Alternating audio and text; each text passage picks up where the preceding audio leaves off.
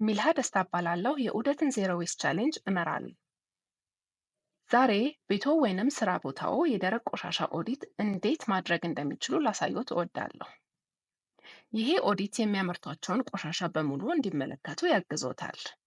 የፍጆታ ዘይቤውን እንዲገነዘቡና የትኞቹን ነገሮች ማስወገድ ወይም በማይበከሉ ምርቶች መተካት እንደሚችሉ እንዲሁም እንደገና ጥቅም ላይ የሚውሉበትን መንገድ እንዲዘይዱ ይረዳዎታል።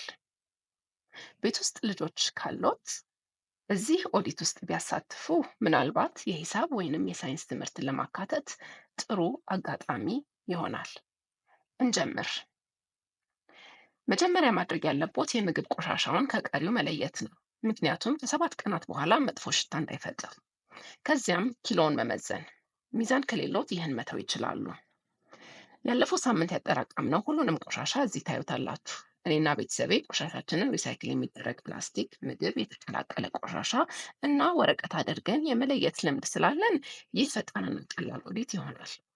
ይህን ኦዲት ለማካሄድ የሰባት ቀናት ቆሻሻው ስለሚያስፈልግ እንዲሰበሰብ ከማውጣቱ በፊት ይጠብቁ። እዚህ የሚታዩት የስታይሮፎም ማሸጊያ ሪሳይክል አይደረግም። ስለዚህ ወደ ቆሼ የሚሄደው ቆሻሻ ውስጥ ይጨመራል። በአጠቃላይ አንድ ፕላስቲክ ሪሳይክል መደረግ እንደሚችል ጥሩ ምልክት የመሳሳብ ባህሪ ካለው ነው።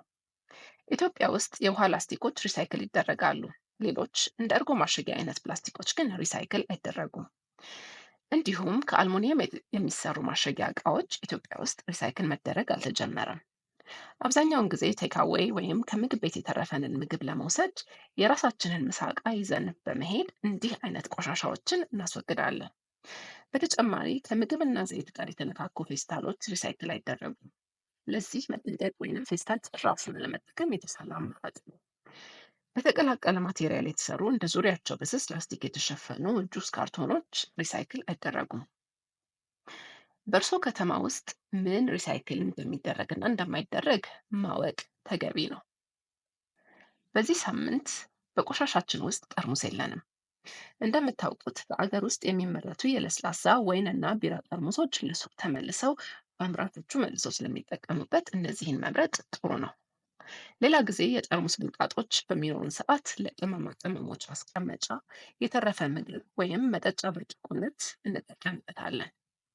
በዚህ ኦዲት በቤተሰባችን ብዙ እርጎና ቺፕስ እንደምንጠቀም አይቻለሁ። እንግዲህ አምራቾቹ የተሻለና የማይበክል ማሸጊያ መጠቀም እስከሚጀምሩ ድረስ ቤት ውስጥ እርጎ መስራት ጥሩ መፍትሄ ሊሆን ይችላል። ልክ ድሮ በልጅነት ጊዜ እንደሚደረገው። ለእርሱም የዑደት ዜሮ ዌስት ቻሌንጅ በጥቂት ቀናት ውስጥ ስለሚጀምር ኦዲቱን ለማካሄድ ምርጥ ጊዜ አሁን ነው። የበለጠ ፍሬያማ ለማድረግ ደግሞ መላው ቤተሰቡን ቢያሳትፉ ጥሩ ነው።